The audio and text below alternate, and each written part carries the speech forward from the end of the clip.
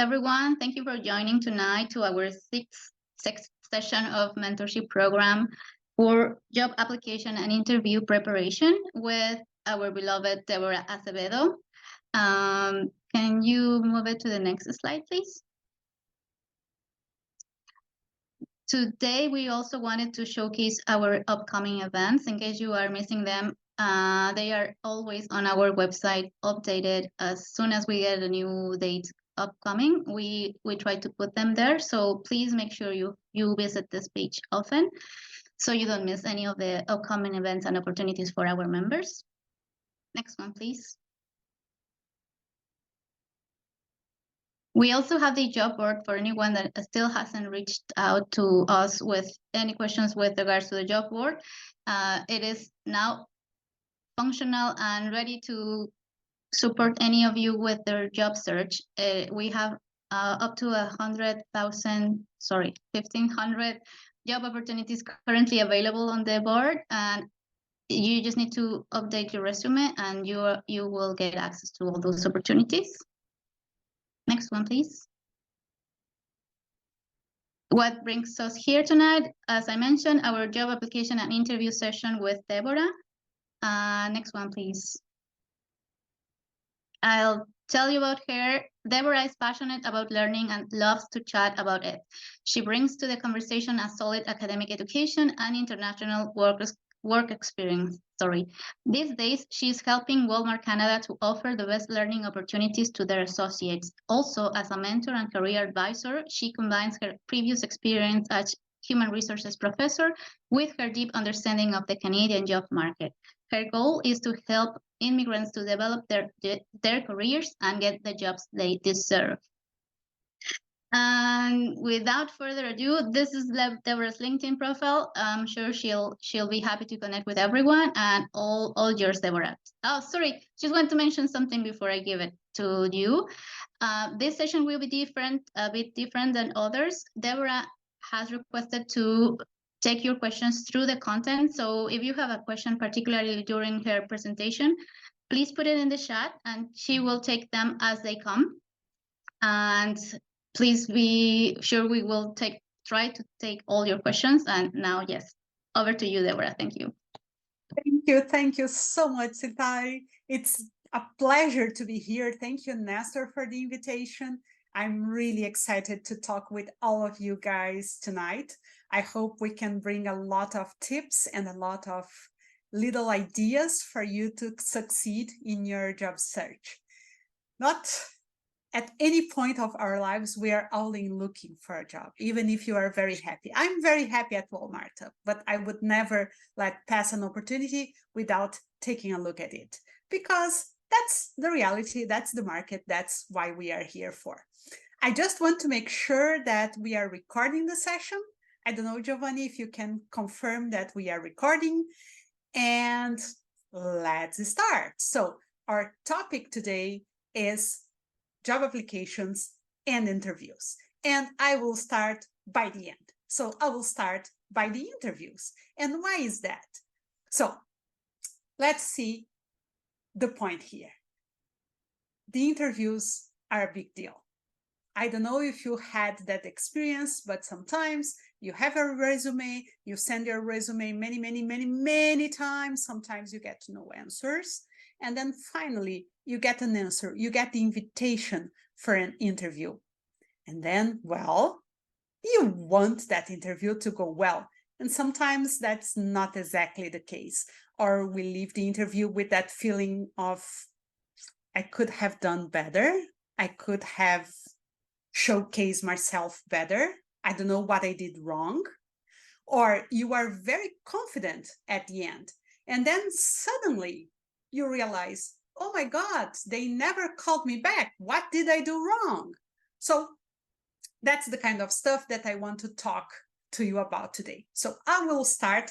I have a set, and I don't have slides. I don't believe in slides because I think that people get lazy when they look at slides. They think everything is on the slide. I don't need to listen. I can take a look at the slide and then my brain can go somewhere else. So I don't have slides, but I will give you the number. I have 13 tips for interviews. and I will say the number before each tip. So if you want to make notes, you'll know exactly where you are, okay? That's the thing. And as Citlali commented, I will take questions at any moment. So if you want to ask a question, put it on the chat. You can write in English, you can write in Spanish. I will answer in English, but of course I can read Spanish, so it will be my pleasure to answer it.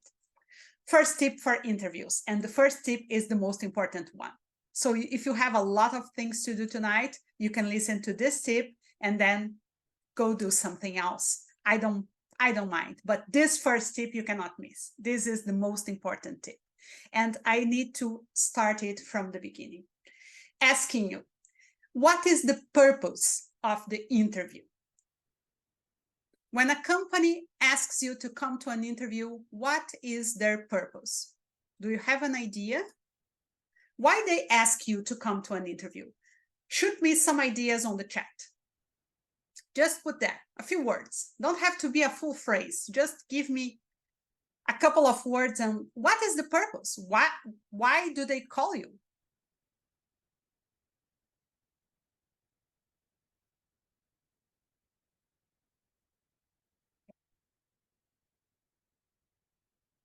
Evaluate. That's a good point, Paula.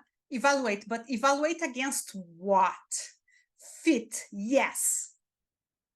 Carol and Rodrigo came with fit. That's a very good word. Exactly. Validate. Validate, it's a point. Ronald, I agree with you, but the validation, it's not the main purpose. It's a little part. If you think that validation is the main part of the interview, you are missing something because it's not about your skills. Sorry to tell you, but your skills, it's a little part. It's a psychological game. I agree that it is a psychological game. I have to agree with that. But I'll tell you, when they invite you to an interview, they already think that you can do the job. If they thought that you can't do the job, they will never invite you to the interview. So they already think, oh, this person can do the job. Then why do they ask you for an interview? To see the fit. I will use your word, the fit. But which fit? The fit is, first, with the culture. Each company has a way of working, has a way of doing stuff. They have a way of behaving as a company. So they want to see if you fit the culture. That's the first thing. The second fit is if you fit the team.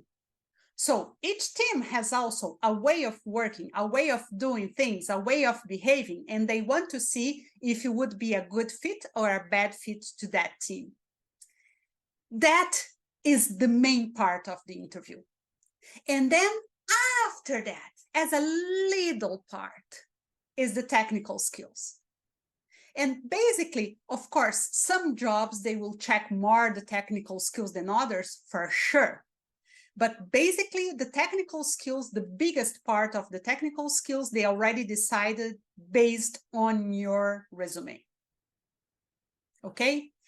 Are there exceptions? Yes, there are. There are companies that have tests for you to pass, to see if you have the technical skills or not. But usually, interviews are not about technical skills. They are about fit. There's a bunch of questions being asked, but those people interviewing you, especially if they are the hiring manager and possible some of your future colleagues, they are asking themselves one question all the time. Would I like to work with this person or not? Would I like to spend most of my time with this person or not? That is the main question, and that is what they are asking. See, they have a gap to fill. That gap was represented in the job post. They need someone to do something. That is a gap. And basically what they are asking is this person the right fit for this gap or not? And then I want you to think about something very practical. think about you sit in a chair and that chair is kind of creaking, squeaking, and you want to fix it. Okay, you need to fix the chair.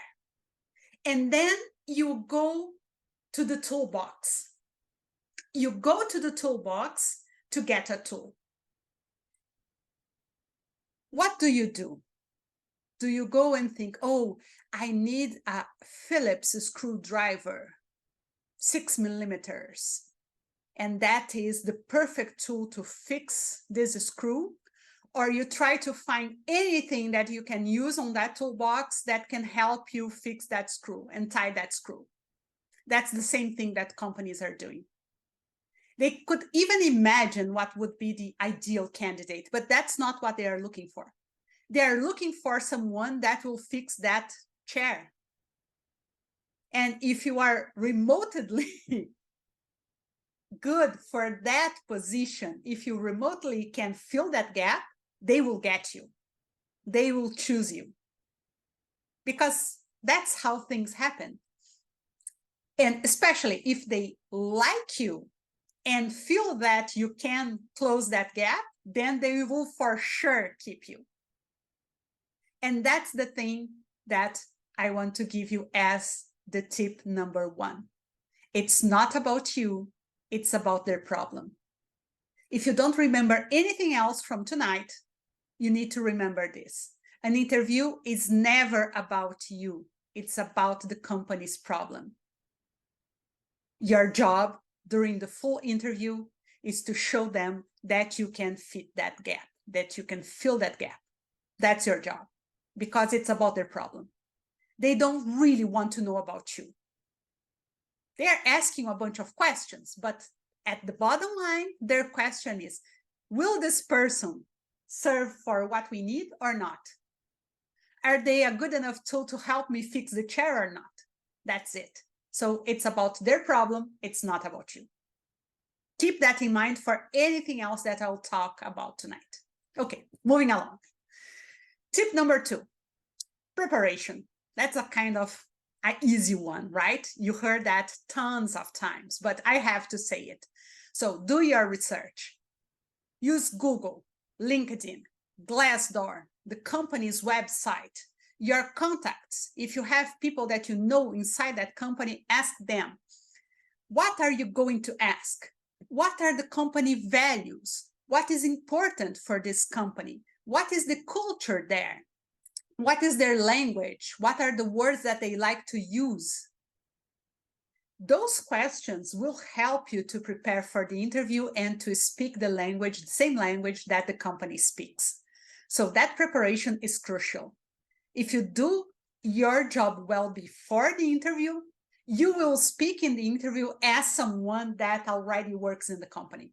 You will be able to say the same things that they say inside the company. And that is a huge gain. Why? Because people will feel like, she is one of us. He is one of us. And you want them to feel that way. So do your job, prepare. Tip number 2. Tip number 3. You need to get in the right energy, right mood for the interview. What does it mean? It means that you need to have everything ready the day before. If you are using your computer, it's a Zoom interview. Check your light, check your mic, check everything the day before. Choose the clothes that you will be using. You don't need to be rushing 10 minutes before the interview to get ready. What will be your backdrop? When I mean light, I'm absolutely adamant about good lighting makes the difference, and I will show you. I have a little bit of a trick here. So I am killing my light now. I look gray, right? Do you prefer to look at me with this light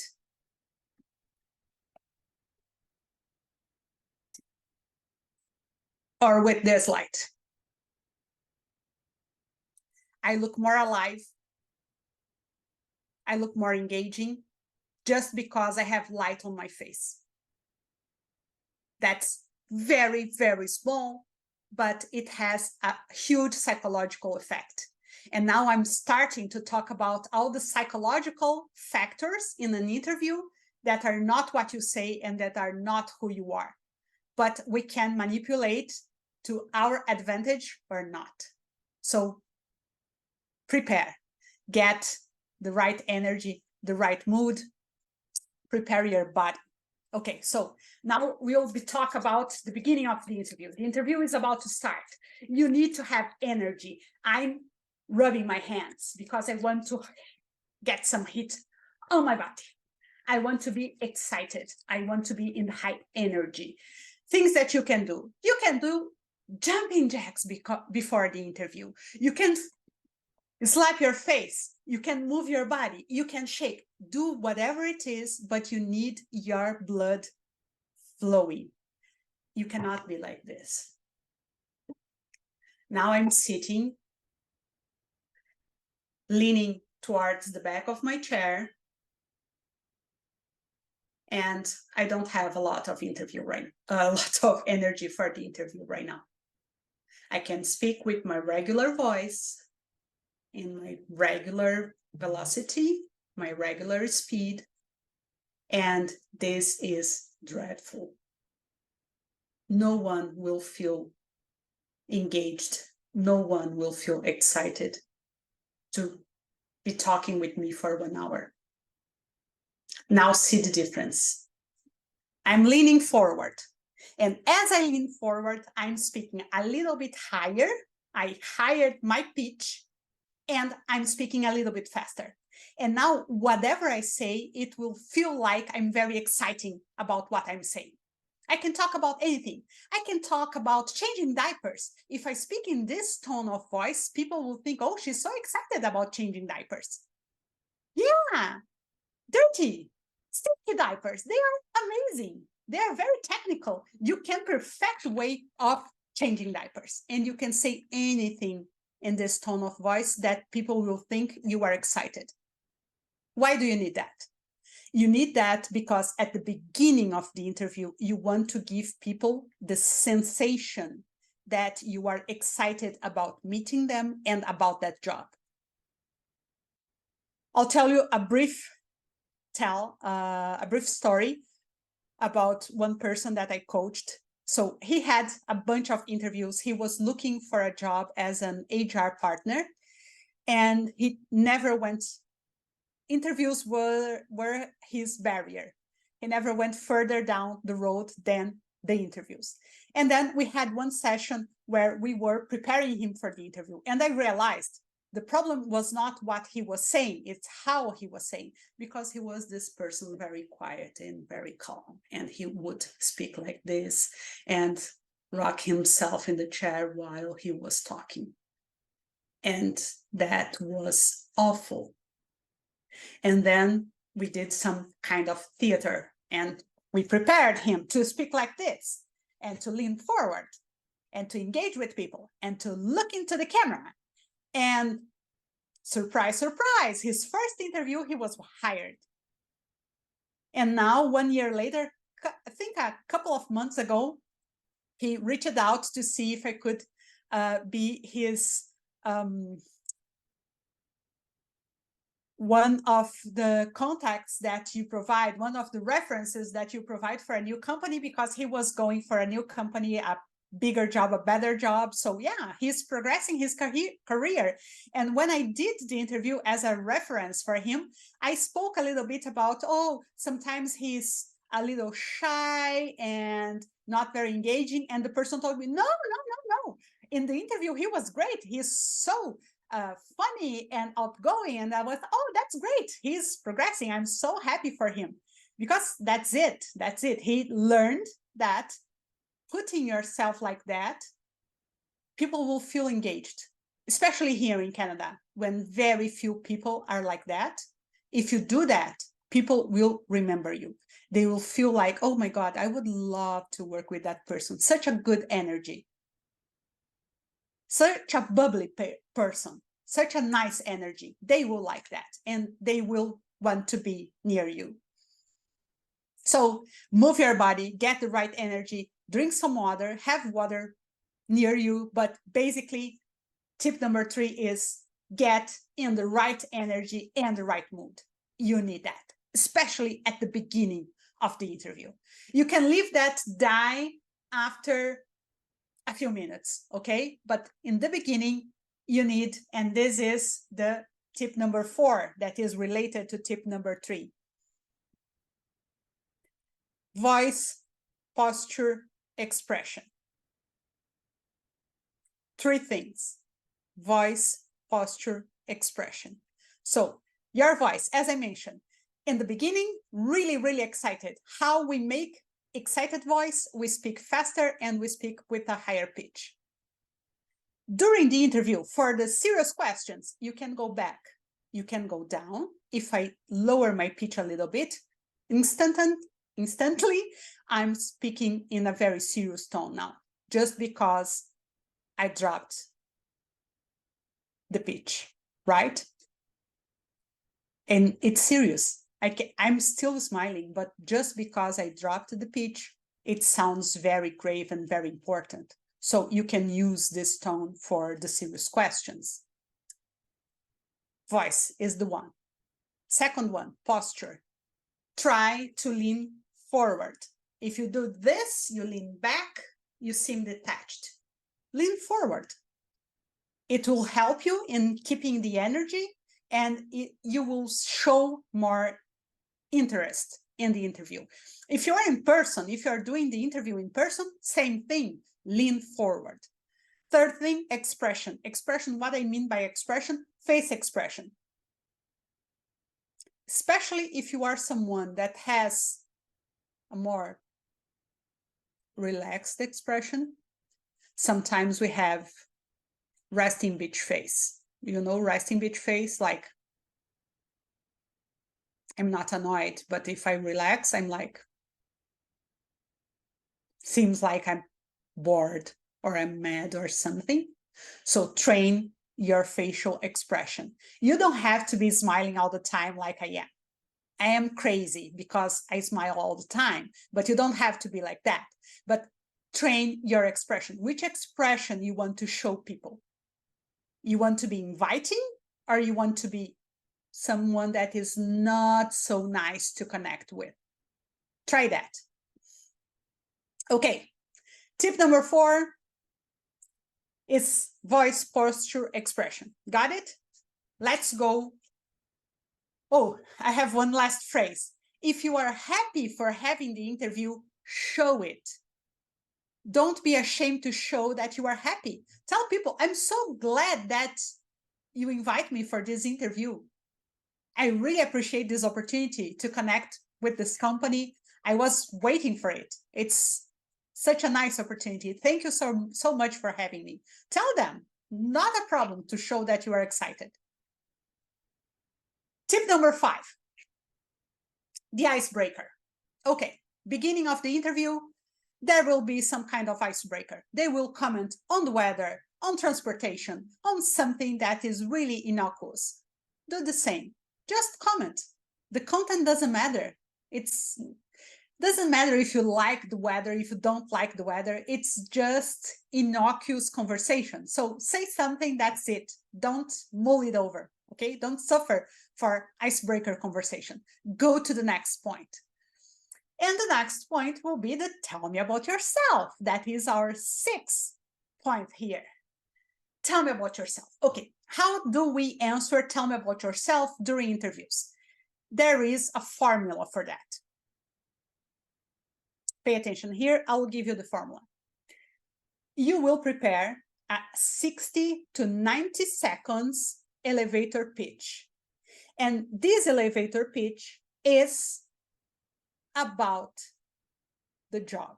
You will talk about yourself, but bottom line, you will be talking about the job. I will explain how you'll do that. For example, let's say that the job is for data analyst. You will say, I'm a data analyst with 3 years experience in modeling and presenting data in retail, mainly using SQL and Tableau. I discovered my passion for data while attending X program in X university, or I transitioned from book editing to data analysis because of this, this, and that. So you will present yourself using as a background what the job is looking for. And why is that? Who can answer me? Why do we present yourself in this way? Why are we presenting ourselves in this way? Answer me on the chat quickly. Why? Why do I have to present myself using the job as the background? Come on.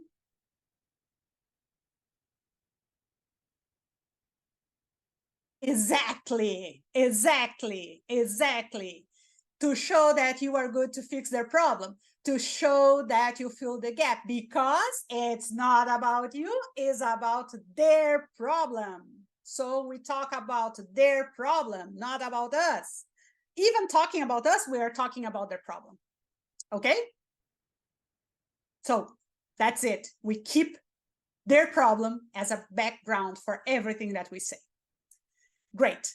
Things that you can do in that elevator pitch.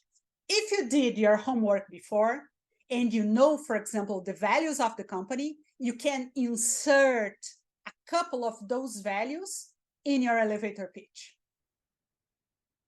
That's why, one of the reasons why we do research before.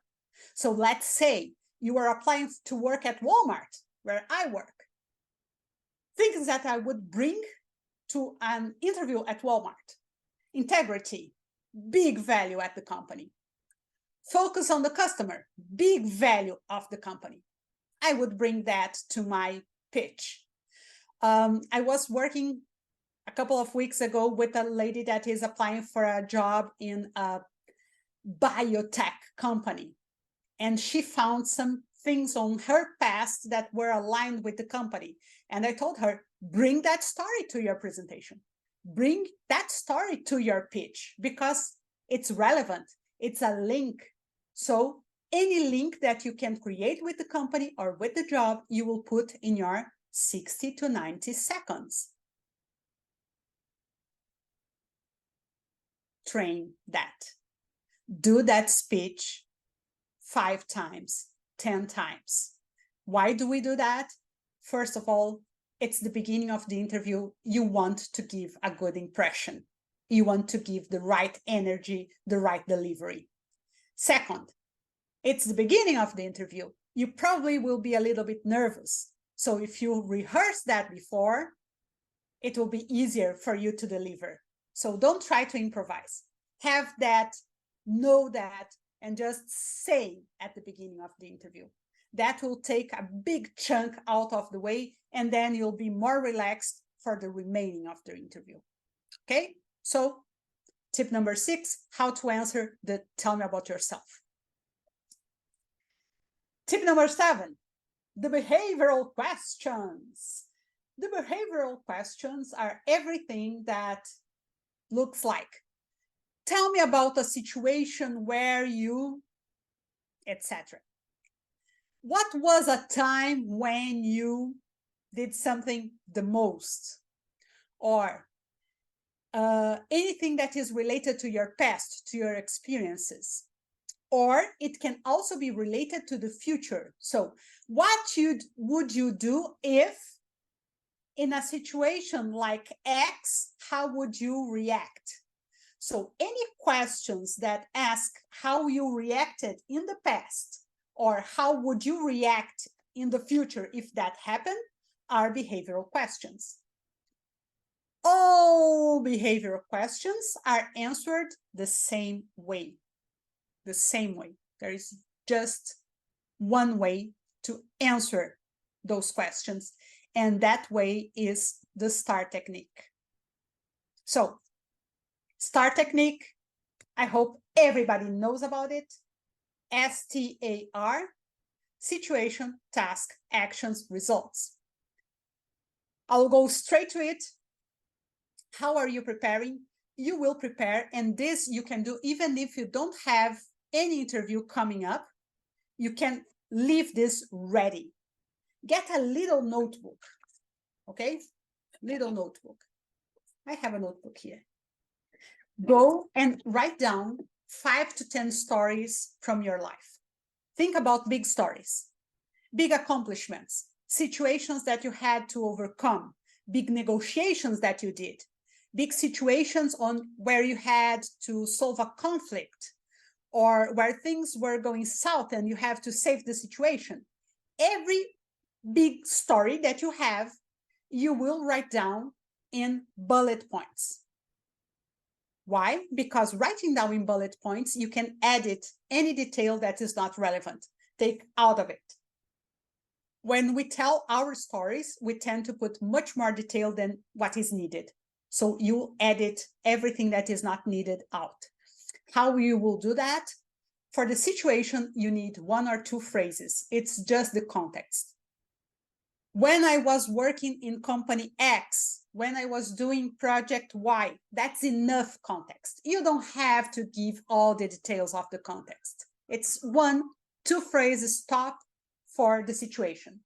Then the task at hand. What was the task? What was asked for you? What you had to do? Again, 1 or 2 phrases. Make it short. Then we go to action. And in action, the A of the star is where you will give details. And what kind of details you will give? You'll give details about the skills that you put in practice. So what did you do?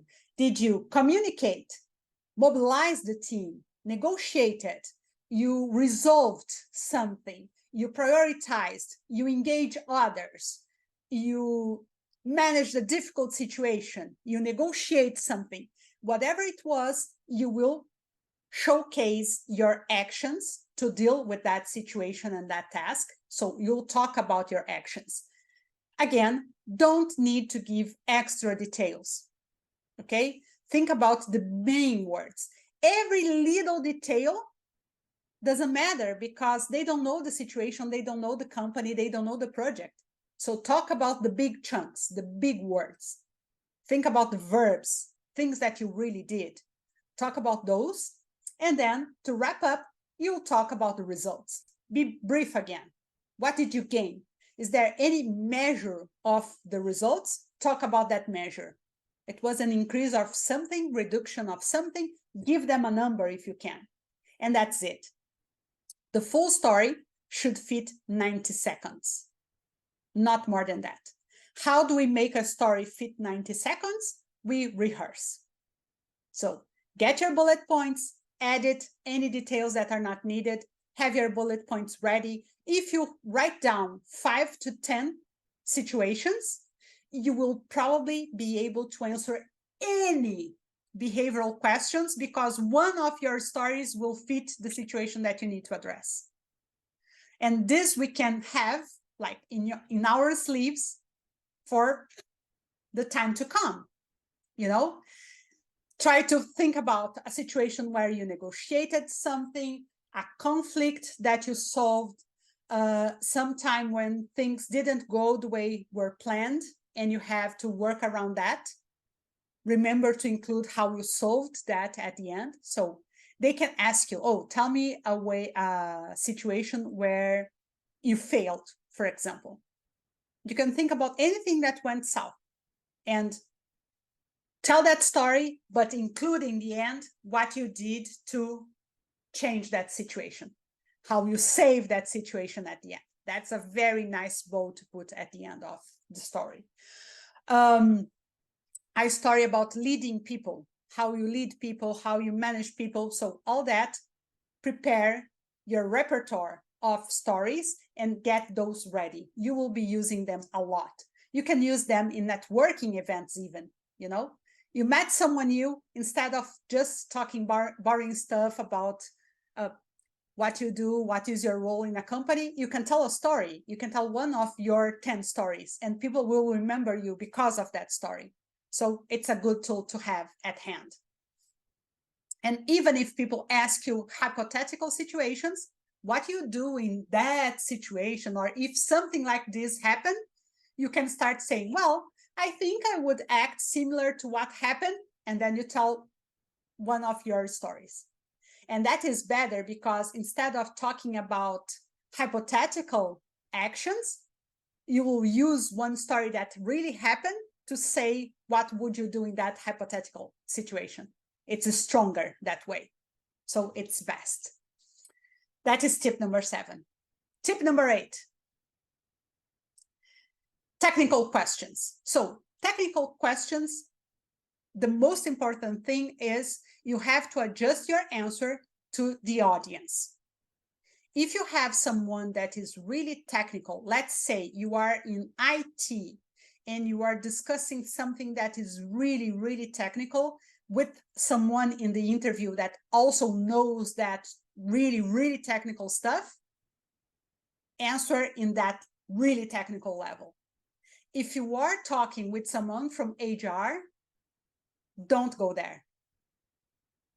Stay in the surface because they won't know what you are talking about. So think about who is the audience, who is asking you that question, and adjust the technical part to that person. Okay, that is kind of important. Sometimes, especially in technical jobs, we tend to be too technical with someone that is not really interested in what we are saying. And another tip for technical questions, sometimes, how to not sound mechanical. Okay, I want to address this question, but I will, before that, I will say a tip of a good way to deal with technical questions. Instead of providing an answer, you ask a question back.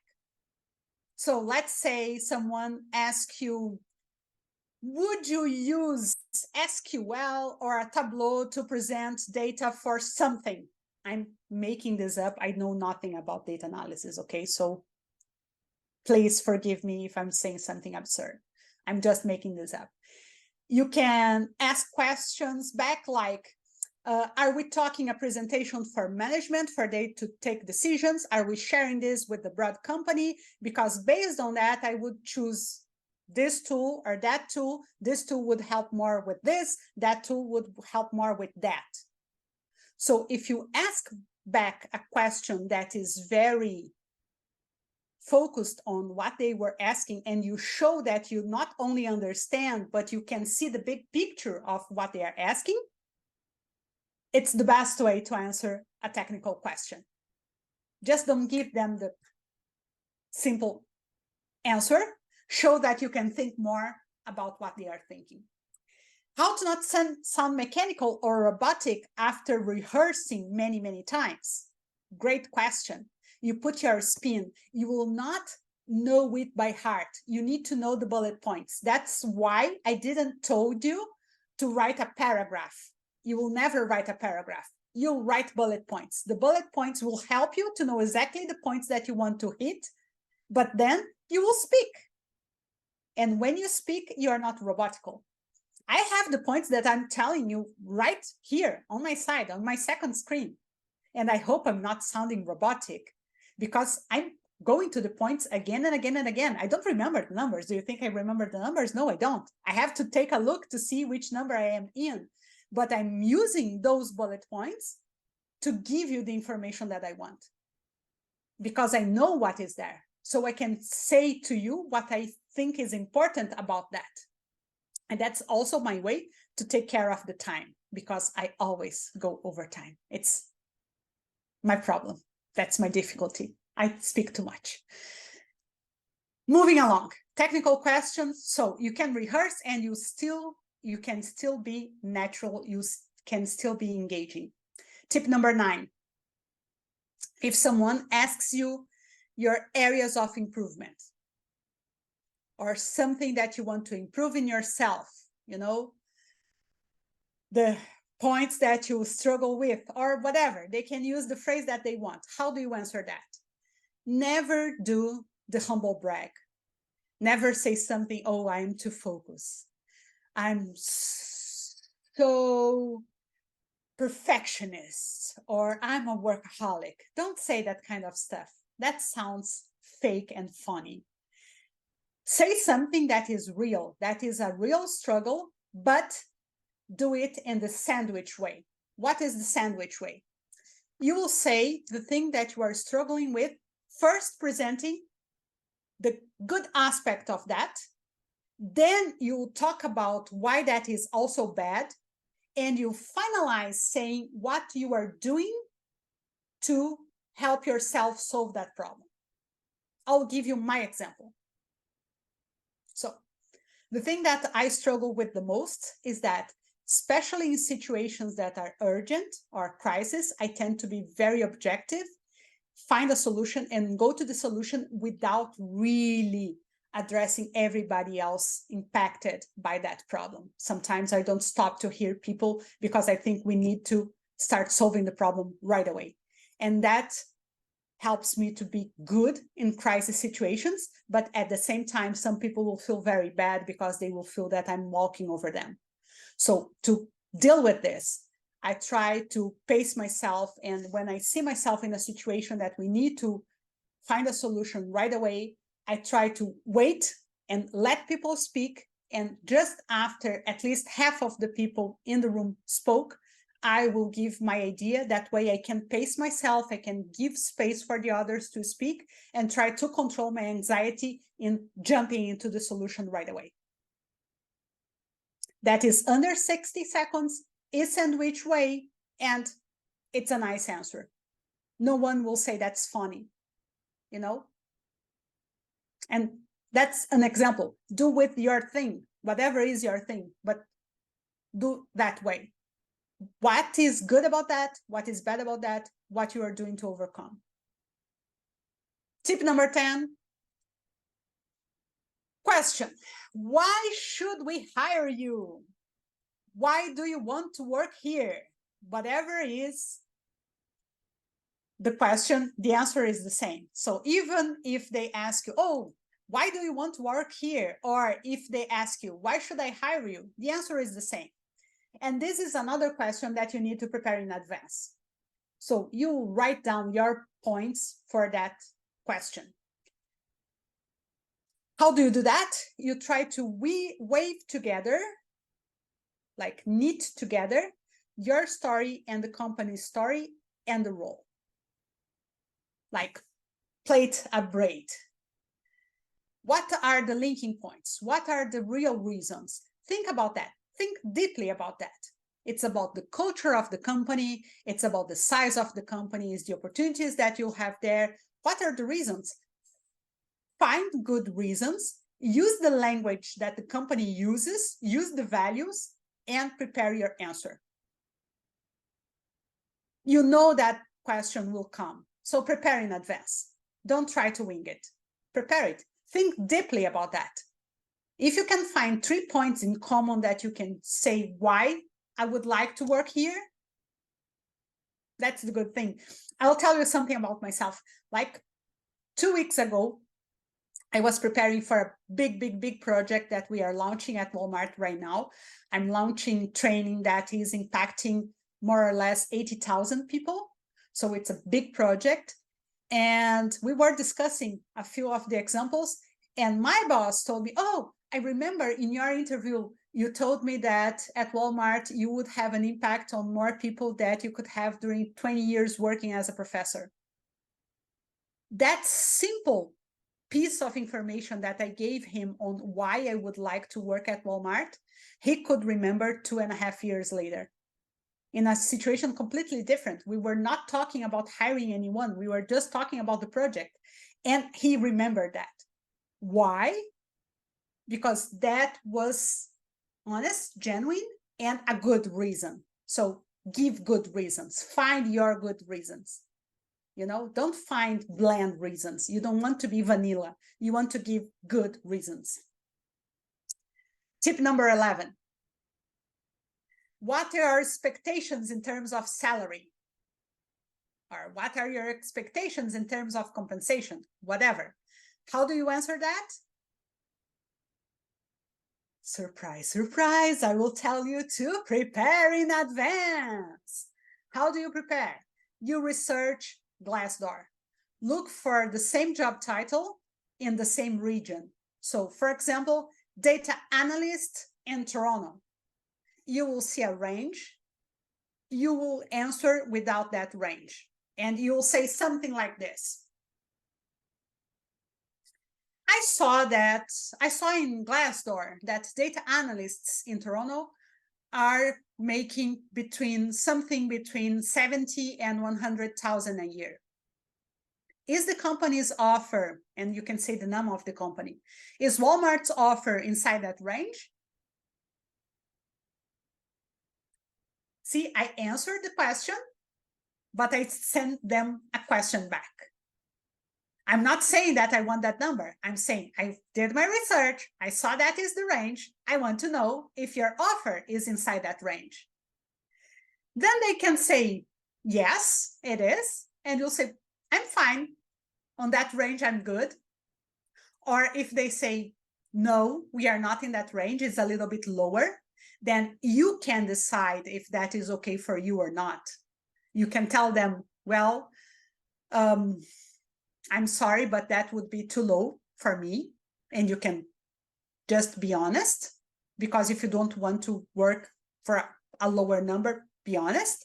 Or if you think you could accept even a lower number, you can tell them that's okay, because compensation is not only salary. There are other components, and I would like to know about the full compensation package to make my decision. So you can deal with the situation, whatever they throw you, you can give them an answer. And let's say that even with that, they still pressure you. Oh, but what is your number? Then my suggestion is give them a number more or less in the middle of that range. Don't go for the lower number. Don't go for the higher number. Let's say in the example, it's something between 70 and 100. I would say I'm expecting something around 85,000, but compensation is a full package. So I need to understand better what would be the compensation package of the company to better understand my expectations about salary. And it's a nice way to answer that question without compromising. Number 12, we are almost there and the time is almost gone. When they ask you, do you have questions? Do you have any questions? Yes, you have. Never say, no, I don't. You are interested, so you have questions. What questions do you have? First, you'll ask questions as if you were already hired. So ask questions such as, what are the main KPIs for this role? What a good job look like in 6 months? What are the goals for the next quarter? Okay, ask questions as if you were already hired. If they shared any more details during the interview, use those details to ask the questions. Oh, you mentioned X project. When is the delivery? Who else is involved? What is the size of the team on that project? Whatever, okay? That's the first thing. So you show that you are really interested in the job, asking questions as if you were already hired. Second thing, and this is important, if you saw any red flags, this is the time to clarify those red flags. Sometimes you think that job could be amazing, and during the interview you start to think, maybe this is not, I think this can be an awful place to work. I'm not sure. I see some red flags. Ask questions. Questions such as, why is the position vacant right now? What were the results of the department in the last quarter? How big is the team? How is the workload distributed? You can, poke a little bit if you think that you may be walking into a not so good situation. That's a good opportunity to ask a couple of questions, but only do that if you think, I'm not sure about this. Third and last thing, ask about the next steps. So ask your questions about the job, about the position, and then to finalize, ask, okay, what are the next steps in this process? and let them tell you what are the next steps. And if they don't tell you when, ask when. Oh, the next step is another interview with the president of the company. And that would be happening when? Or what is the timeline for the hiring? Okay, you have the right to ask those questions. Last tip. Number 13. Remember throughout the interview, keep your stories short. Keep your answers short. We tend to want to speak too much. We tend to want to give too many details. So keep your stories short. If you don't understand a question, ask back. There is no problem in not understanding a question. Can you elaborate that? Can you explain? I'm sorry, I didn't get that. Ask. There's no problem. No one will think anything bad about you, okay? Don't worry about your English, because we are in a place that everybody or almost everybody comes from everywhere else. So people have accents, people make mistakes, doesn't matter. What matters is you can communicate in English. So don't worry about that. And just think, it's like a first date. You want to be yourself, but you want to cause a good impression. So be the best yourself that you can be. Don't try to be someone else, but try to be the best yourself. Be engaging, be excited. People will love you. And those are the tips for the interview. How big the salary range should be. Go with Glassdoor. Whatever Glassdoor tells you, say the same number.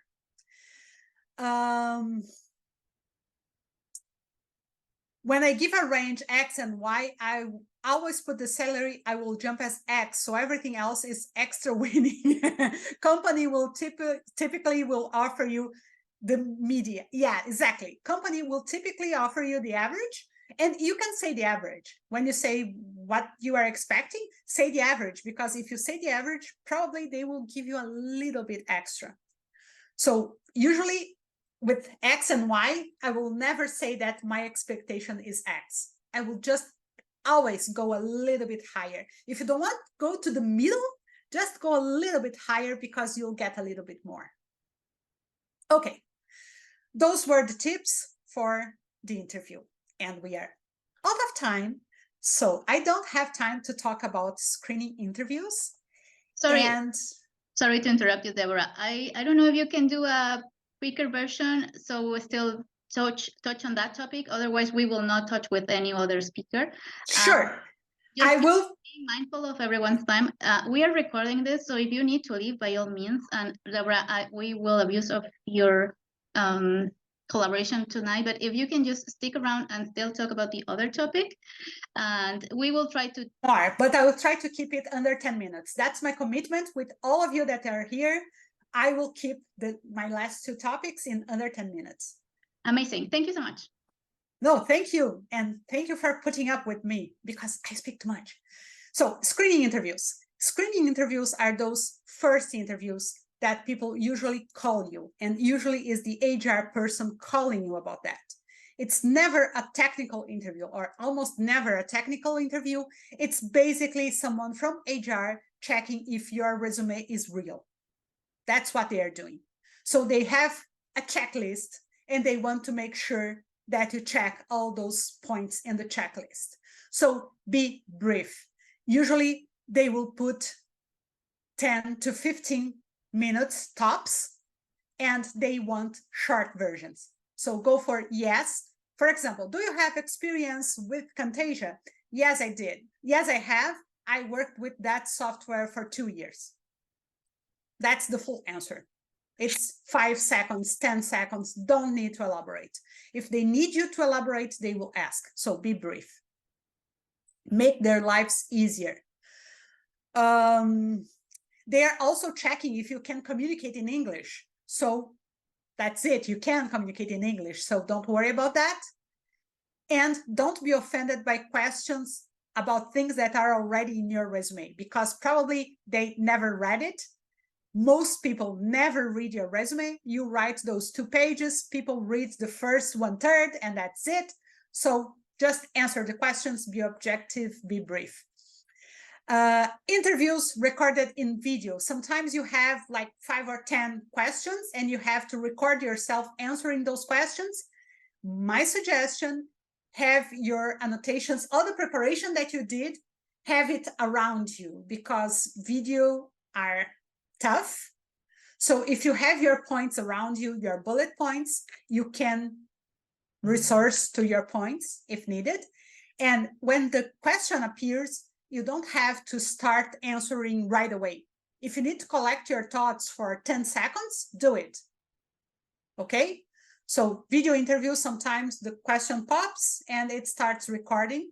You can take a moment, collect your thoughts, think about how you are answering, and then start answering. Okay? No problem with that. You don't need to start blabbing right away. Applying for jobs. Okay. Applying for jobs, last topic. So if you apply right, you don't need to apply for more than 10 jobs to get one. Usually applying for 5, you will get one.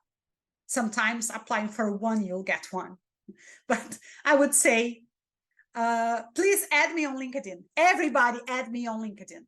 Yes, I will put my LinkedIn address in the chat in a moment. Or Citlali, can you put my LinkedIn address on the chat for everyone to add me, please? Please add me. I love to have people on LinkedIn.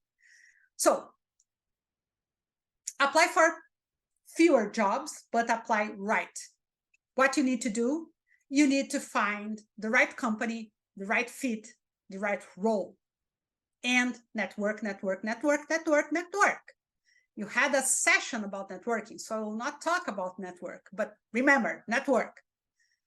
If you apply for dozens of jobs or hundreds of jobs, you are just wasting your time and increasing your frustration. That's not a good strategy at any moment in your career. It doesn't matter what job you are applying for. So how do you start? Start with a list of target companies. Understand what the jobs in that company are called. Companies called the same position with different names. Different companies will call different positions with different names. So find the names inside the company that you want to work for. Network with people in that company. Find people in that company that you can connect with. Find people that are Hispanic on those companies and connect with them. Hola, ¿qué tal? And ask to connect. Okay? Network, network, network. Of course, I don't want to mean that you don't need a good LinkedIn profile, because with a good LinkedIn profile, recruiters will find you. And it's nice to be found as by a recruiter, right? So you can have a very good LinkedIn profile, no problem with that, but network. Monitor the job posts from those companies and keep in contact with your people in those companies, because most of the jobs, not most, but 1 in every 3 jobs are never posted anywhere. People will just refer you and you'll get the job, and the job never appeared anywhere. Not on LinkedIn, not on Indeed, never, ever, anywhere. So to access those jobs, you need to know people inside those companies to know that the job is available.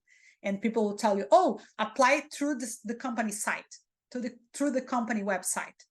So, okay, you need to know people there, and you need to monitor the websites for those companies. Most important thing, what is the part you heard about customizing your resume, right? You have to customize your resume for each job application. The thing is, you have only to customize one part of your resume, not all of it. If you are consistent in your approach, so you are applying for the same type of jobs, if you're applying for every type of jobs, stop. Focus. Focus in one type of job. Be a specialist. We Latinos, we tend to be all over. We do this, that, and that other. Don't. Here in Canada, they like specialists. So do one thing. Say that you do one thing before one type of job, and then prepare your resume. And the only part that you will customize for any job is the first third part of the first page that you will call todólogos. Exactly, we are todólogos. We cannot be todólogos in Canada.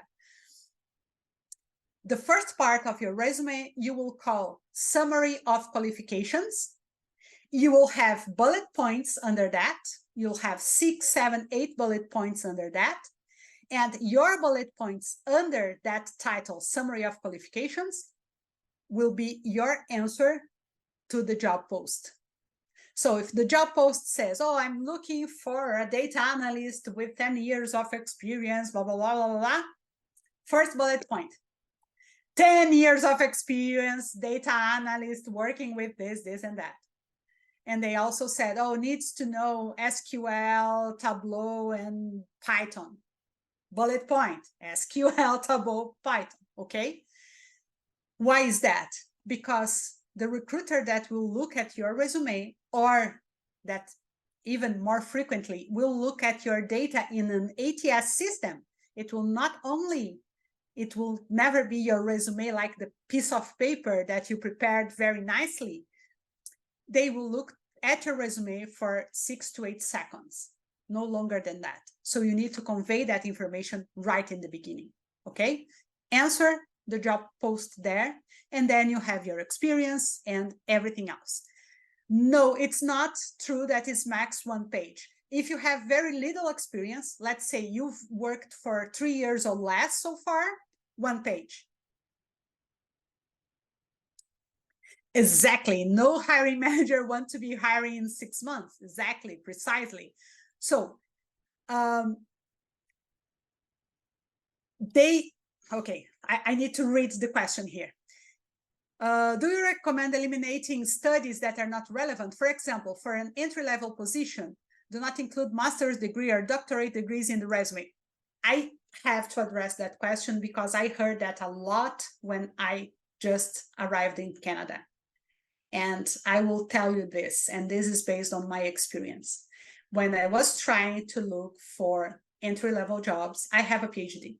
I was trying to look for entry-level jobs because I was desperate. I thought that I would never, ever more in my life work anywhere because I couldn't give 1 F interview. I'm not cursing because we are being recorded. Otherwise, I would be cursing. I was so despaired that I started to apply for entry-level jobs. And that was the worst thing that I did on my whole life. Don't do that. Apply for jobs for which you are qualified. Don't hide who you are. Don't try to be hired for something that is below you. Find the right position. Of course, you will not start as manager of something because you don't have a Canadian experience, for example. But find a job that uses your skills and go for that job. Oh, but I don't have Canadian experience. Doesn't matter. If you tell your story right, you'll get that job. Also, in the meantime, while you don't have that job, start doing volunteer work using those skills, because volunteer work here counts the same as a paid job. So do volunteer work to show that you can do those skills, that you have those skills, and go for it. Don't apply for jobs that are below your ability, because it will just frustrate you and it will derail your career. Go for things that will help you in the career that you want to achieve, not something just for the time being.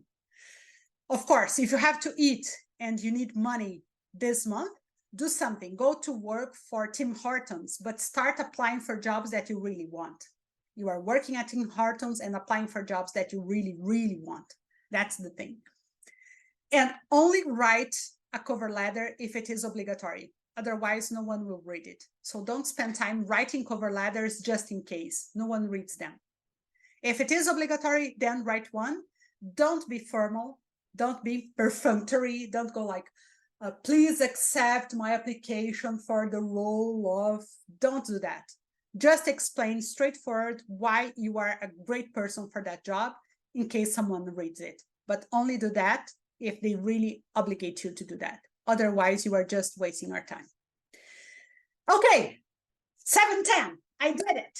I made my mark, 10 minutes. So now I will stay here, and everybody that wants to ask questions about anything under the sun, I will be here to chat for as long as you have the patience to keep me.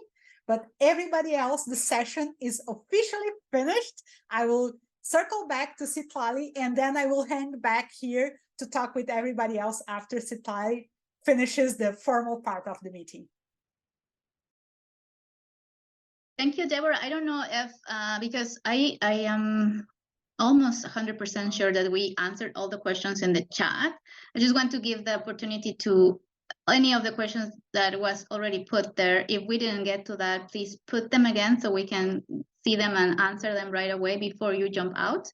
And right now, I don't know how you want to do it, Deborah, because we can still have, I don't think we can do all night. We could for sure, but if we say 7:30 is the final time and we can stick around with the questions, but it's still recorded, are you okay with that? Okay. I muted myself, sorry. Yes, that's for sure. We can still keep recording, but I want to leave everybody that have things to do. Please go. I thank you so much, Hispanotech, and all of you for putting up with me. It was a pleasure. I'm really entertained. I love speaking about this kind of stuff. So I'm happy to be here for hours if you want to ask me more questions. But thank you so much for coming. I wish you an amazing evening, a great night, and hope we see each other again. And please invite me on LinkedIn. It would be my pleasure to meet you there. Send me a quick message. We can keep talking there. And I will try to answer some of the questions on the chat now. But if you want to ask another question, just unmute yourself and ask me.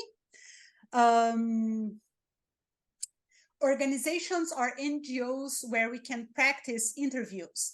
My suggestion, you are in a great mentorship program. So find other mentees and mentors in Hispanotech and have mock interviews with them.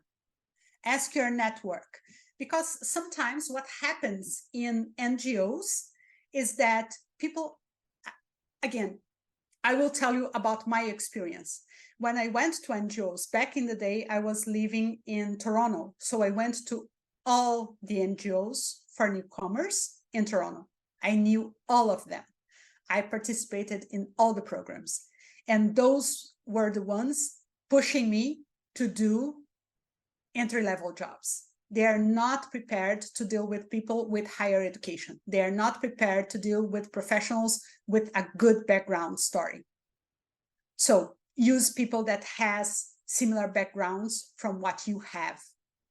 Find people that are already working here and you can connect with them and ask to do a mock interview. Invite people. People will be open to do that.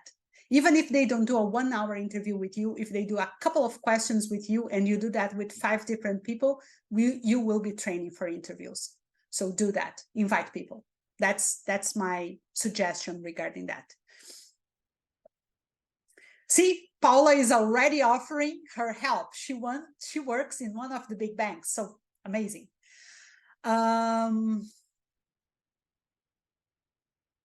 If you are overqualified for the position, tips to handle the interview better.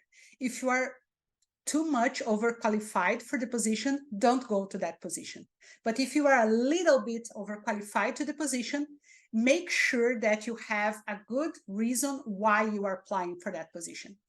For example, when I went to Walmart, I went for a position that was a specialist. And my reasoning was, I had 0 experience in retail. So I think it's better for me to start as a specialist. I will learn about the business and then I can grow inside the company. Find your reason to be applying for that interview and explain that reason. Don't hide who you are, but find a good reason.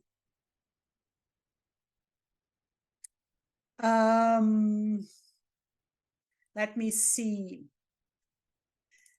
What is a acceptable to negotiate during the contract? So I don't know if I'm fully understand your questions, but I'm imagining that you are already inside a contract and then you want to expand the contract or something like that.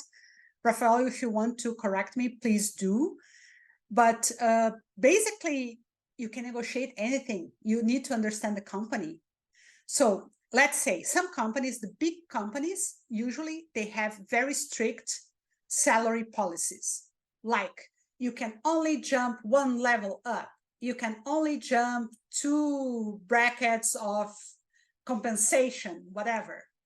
At Walmart, we have levels. So if you are level 10, you can only go to level 11. You cannot go to level 12 or something like that. So big companies will have very specific compensation policies. You need to understand those policies before starting negotiating anything. So first thing, investigate, research, and then you go for the negotiation.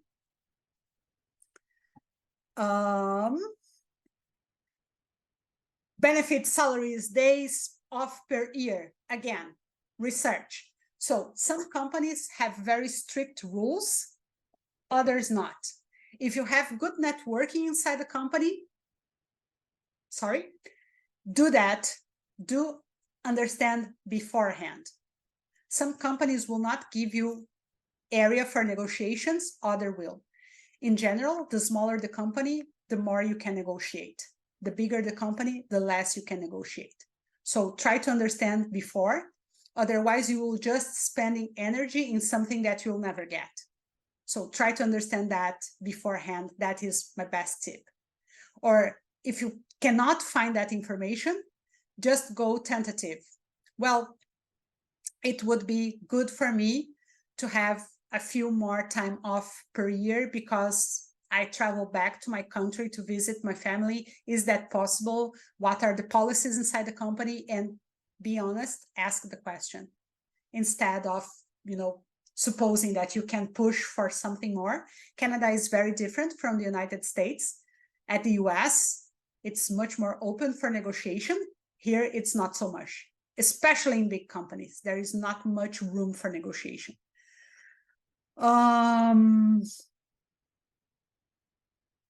Okay, I'm seeing if I miss anything. Deborah? Yes, go ahead. Hi, this is Rodrigo. I made a question on the chat. I'm not sure if you already responded this question. If you did so, I'm sorry, my apologies for that. But it's about sometimes some hiring processes seem to be very fake, right? They already mapped out some, let's say, internal employees for that position, and they open the hiring process just because of compliance or something like this. Do you have any tips on how to figure out that? Sometimes we make so much effort, we just spend a lot of energy in one hiring process, and then we end up with this situation. Rodrigo, that is an amazing question, and that we could have a 2-hour conversation on that, because I will put something else there. The companies that open a hiring question just to fish for ideas. So be very aware of that. How do we prevent those situations? Knowing the companies that you want to work for. The more you know the company beforehand, the more you understand the ethics of the company. So you will see that some companies do that on a regular basis, other companies never do that. So that is the first tip, know the company. If not, you can figure out during the interview, but by then you already put a lot of effort. So I would say only apply for jobs that you really, really want, because if you waste that time, at least you can create a good rapport with that company. Let's say I applied for a company that I really want to work for, okay? And during the process, I realized it's not really open. They are just trying to do some compliance stuff. That's why they're interviewing people from the outside. Not a problem. Consider that as the pre-interview for your next job. So do your best. Engage with the people. Be the best candidate ever. Ask questions. Ask thoughtful questions. Answer questions. Give suggestions. Create a report. Ask people, oh, may I connect with you on LinkedIn? Because even if I'm not selected for this job, I would love to keep contact with the company. I really enjoy the company. I think it's great. Maybe in the future, I will have an opportunity here. And then all your effort will not be in vain. But if it is a company that you are not so keen to work, don't put the energy at the beginning. You know, I think we should put a lot of energy in companies that we really think it would be a good fit for us. And then you'll do all the job. The second part of the answer, that is the part that you didn't ask, but I remembered about, is that some companies will try through interviews get some free work done. So they need to launch a product or they need a project or something, and they will fish through interviews and they will ask you to prepare a project. And then you need to ask questions like, okay, what are the expectations? What is the timeline? How many hours are you expecting me to put on this preparation? And if people are vague and they want you to have a very full project, something that you would have to put 8 hours, 10 hours, I would say drop the process. Because if people are making you work for free now, imagine what kind of working environment you will have inside the company. It will be awful. So it's what is reasonable. It's reasonable something that you have to put 1 hour, 2 hours as a case study, a suggestion, something like that. It's common right now in hiring processes. They will ask you to prepare and present something. But if it goes beyond a couple of hours, be very careful. If that's not just to fish for your ideas and then tell you, thank you so much, see you. Okay, so yeah, there are that kind of thing like that. Unfortunately, yes, there are. Yeah. Thank you, Deborah. Thank you so much. Okay, so Paula, you were saying that you work for the same company for 15 years. When applying outside the company, I always get to the final round, but I have not been the successful candidate. It has to do a little bit with the job that you are applying for. So think about what would be the winning characteristic for that job. If it is for management, maybe reinforce more your managerial abilities during the interviews or explain better difficult situations. Do you want to explain a little bit? Go for it.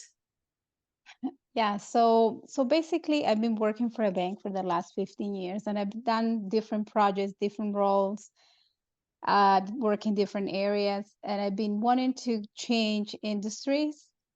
So moving to the insurance companies or telecommunication companies where they're having now launching products or just became a couple years ago banks. So trying to do that move, I always get to the final round. So I'll be, if it's not the other person, it will be me. So I talk to everybody, HR, hiring manager, executives, but it's always at that stage that I'm always, it's between me and somebody else. And it's always the other person. So there's something that is, I say I get there, but I'm not a successful candidate. So that's my challenge. Probably it has to do with the fact that you are changing areas, you are changing industries. And that is always a bet for a company. So maybe you will have to build that as a relationship with someone. You need to be someone that comes with a full recommendation. And when I say full recommendation, it's not the recommendation that you do through the system. No, it's the recommendation that one director knows you and thinks, oh, Paula would be a great asset here. You need to put a little bit of extra effort in your network and start. For example, if you want to go to insurance, start to heavily network with people in insurance companies, one level above the level that you would apply for. Okay. And start talking with them and start explaining to them why you want to transition from a bank to insurance. Create good reasons. Create good reasons for that transition and start talking with them. That will give you the position. Okay. Because someone needs to feel comfortable with your transition in industries. And that you do by networking. It's the interview, it's not very meaty, you know, you need something else. You need someone vouching for you. Okay, thank you. You're welcome. How about age to apply or get hired? Maybe it's not legal, but it could be a factor. Should not be a concern, or maybe could happen. No one can ask you your age when you are in a selection process. And basically, and I will tell you this from my experience, I'm 55 now, and I have zero problems on receiving job offers. So honestly, I don't think it's a thing in Canada, maybe older, like 65 or something, but I don't see that as a problem, honest. You have to show that you have the energy. You have to show that you have the eagerness to do the job, that you are, you know, engaged. If you show that, age is not a problem.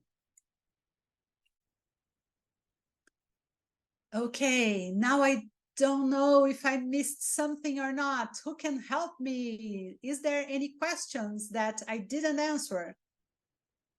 Citlali, help me. Yeah, I've been monitoring, and I don't think we missed anyone, any of your questions. And anyways, if we did, I would just request everyone to send us an email to the mentorship email, and we will collect anything that's still pending, and we'll send them over to Deborah, and she will gladly answer them for us. For now, I think we should just close off the session. Let me make one last remark. Someone asked about salary negotiations, and that is a very long topic. It's impossible to answer that very quickly. But if the person that asked that want to connect with me on LinkedIn, we can have a coffee chat and talk a little bit about that. I'm open to that. Thank you so much, Citlali. Thank you, Nestor. Thank you, Hispanotech, for having me. Thank you all for listening to me blabbing for 1 hour and a half. It was really a pleasure to be here with you, and I hope we can keep talking. For sure. Thank you so much, Deborah. And we appreciate all the time and all the tips you gave us tonight. I think everyone will take a lot of thinking to home and apply them on their resumes, on their LinkedIn profile, on their interview tips, techniques, and everything. It was very applicable knowledge tonight. Thank you so much for that. And thanks everyone for being here tonight, and we'll see you next week.